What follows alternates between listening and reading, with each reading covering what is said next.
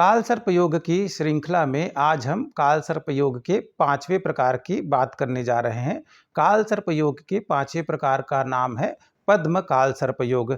इस काल सर्प योग की सृष्टि तब होती है जब जन्म कुंडली में लग्न से पंचम भाव में, जिसे शिक्षा और संतान का भाव कहा जाता है, वहां राहु देवता विराजमान हो जाए और एकादश भाव, जिसे आप अपने जीवन में अनेक तरह के पैसे आने के स्रोत के रूप में देखते हैं, व्यापार व्यवसाय में वृद्धि के रूप में देखते हैं, धन आने के जितने भी सारे स्रोत हैं, हम एकादश भाव से उसका अध्ययन करते हैं। तो राहु देवता पंचम में हो और केतु देवता एकादश भाव में विद्यमान हो और बाकी सारे ग्रह पंचम से लेकर के उल्टे क्रम में चतुर्थ, तृतीय भाव, द्वितीय भाव, लग्न भाव, द्वादश भाव और एकादश में विराजमान हो जाएं, तब इस तरह के काल सर्प योग को पद्म काल सर्प योग कहा जाता है।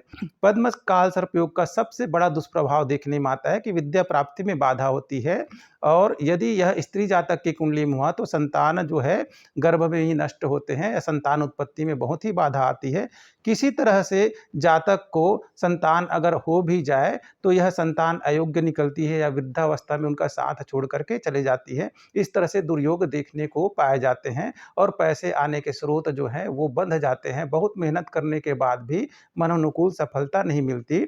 अगर बाकी ग्रह अशुभ स्थान में हो तो यह काल सर्प योग खाने के लिए भी दाने दाने को मोहताज तक कर सकता है। विद्या तो छूट ही जाती है, अधूरी रह जाती है। यह संतान के लिए बहुत ही परेशानियों का सामना या निसंतान दंपतियों की कुंडली में इस तरह के काल सर्प योग देखे जाते हैं।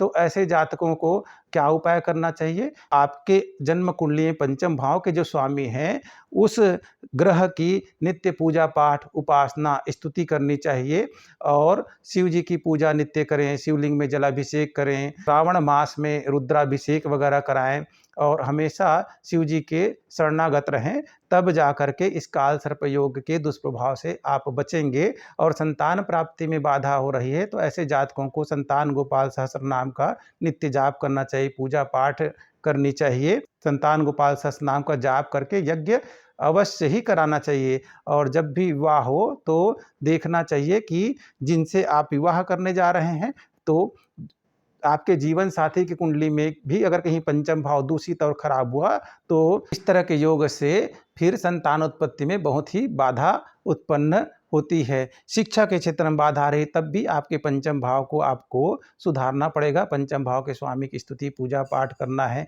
देव बृहस्पति को बलवान रखना है, उसके साथ साथ महादेव भगवान की नित्य पूजा अर्चना आराधना एवं मंत्र जाप करने से शिक्षा किसी भी तरह से पूर्ण अवश्य हो जाती है। आज के लिए बस इतना ही। भगवान महादेव आपका कल्याण करें।